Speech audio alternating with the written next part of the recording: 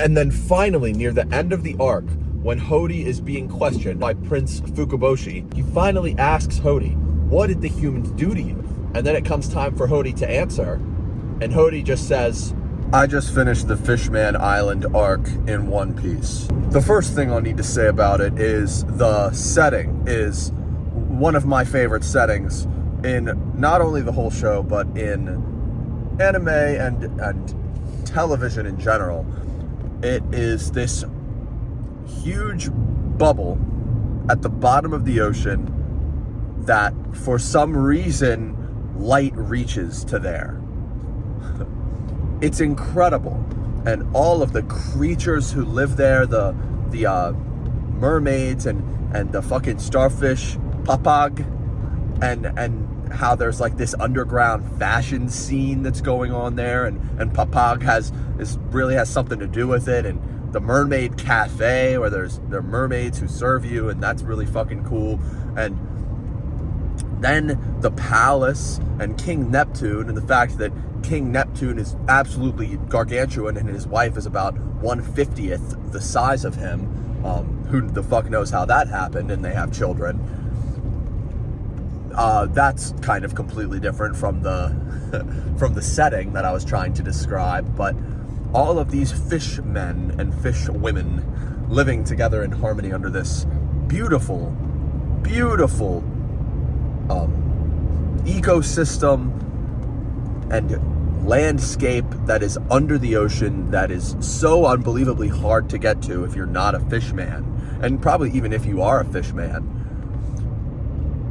It's just completely incredible. Now, the storyline itself and the enemy that the Straw Hat Pirates are facing in this arc, I will have to admit might be one of my least favorite across the show. And this is where we start to get into spoiler territory. There are these pirates, the new Fishman pirates, and the only reason that they have the strength that they have is because they're taking so many energy steroids, which we find out later at the end of the arc that they stole from Ryugu Palace, that Hody stole when he was a part of the military.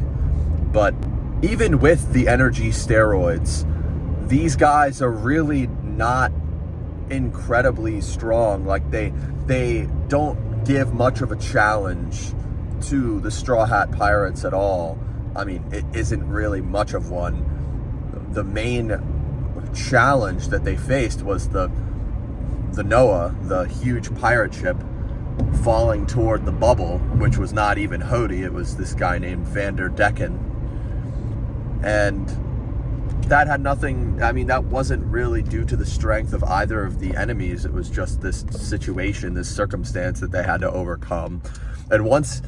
And I mean, the easy part was getting rid of these enemies. And I guess, in a way, it kind of makes the show more real, because they're going to have this back-breaking, exhausting, unbelievable battle every single time. Maybe not.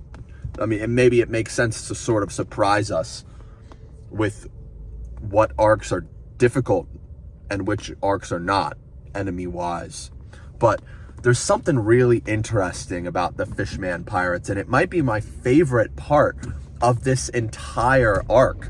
So the entire time we're being introduced to the dynamic between humans and fishmen, and we're learning that fishmen have been persecuted by humans for a long time. They've been slaves to the nobles at, how the fuck do you pronounce it?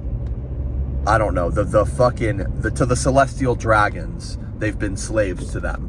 And I believe perhaps other humans as well, higher up, rich, elite humans. But then around the time that a lot of these characters are, in the new Fishman Pirates, are children, there is this guy named Fisher Tiger, and he frees the slaves at, God, I feel like I read it as Marie Joyce or Joie, Marie Joie, I don't know.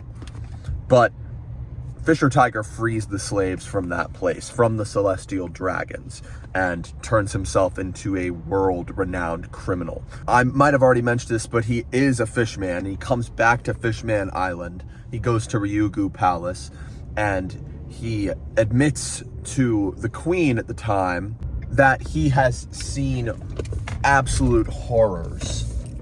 We later find out that he actually himself was subjected. He was a slave for years while everyone thought that he was out adventuring. He was a slave.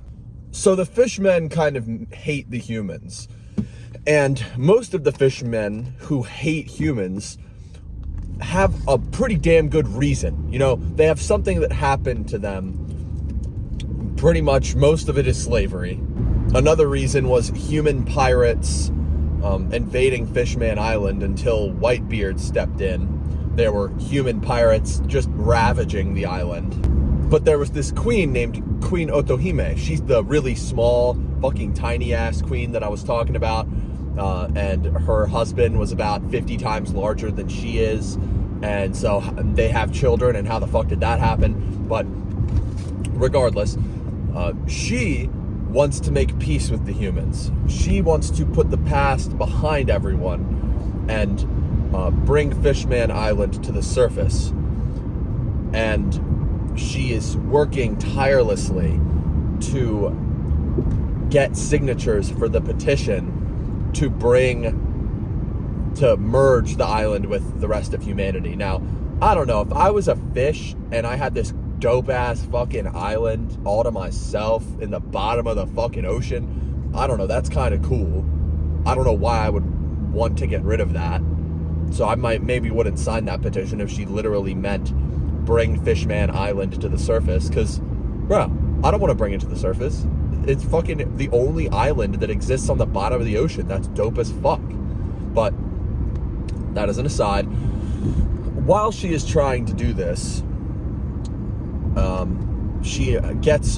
it takes her years, from what I understand, and she finally gets enough. She finally gets enough, and then she gets assassinated. And Hody Jones goes exploring around the area where the bullet came from. I think it was a bullet.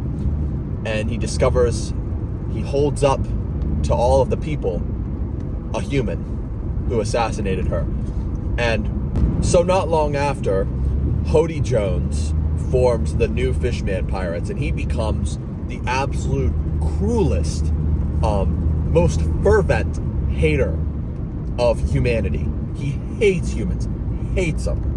And Fisher Tiger, the one who was enslaved by humans for a few years while he was supposed to be out adventuring, he admitted to Queen Otohime that he could not get on board with the idea of bringing Fishman Island to the surface, given the horrors that he witnessed. And according to my own memory, I'm a little foggy, but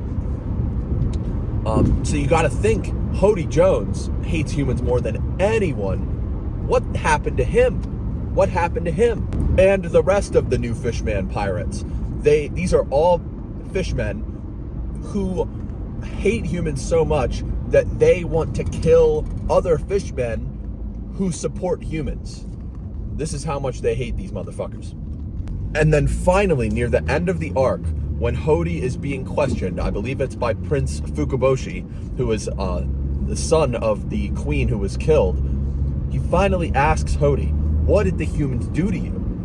What did they do to you? And you know how in anime, every single time when there's a villain in anime, they're not just a villain. They're like, there's a rich backstory.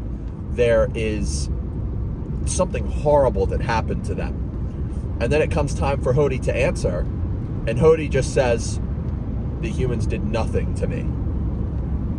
They did nothing to me. What? And it turns out the same is true for the rest of the new Fishman Pirates. It turns out the only reason why they're doing what they're doing is because they were born and raised in a district called the Fishman District, which I believe exists outside of the bubble of Fishman Island. It's just outside of it. And the fish that were being raised there were just being burned into their brain by previous generations who did have things horrible done to them by humans, that humans are terrible.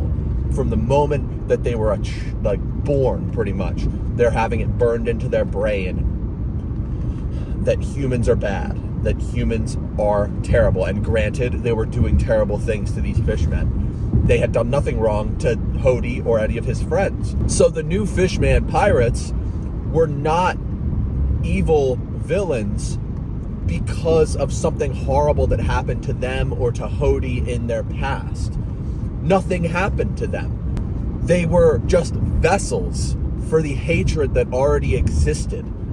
It just got passed down to them and it lived through them. And that is maybe what I find the most interesting about the Fishman Island arc. And Hody was taking these energy steroids that were making him infinitely, exponentially stronger, and they were in turn, in exchange, taking time off of his life significantly.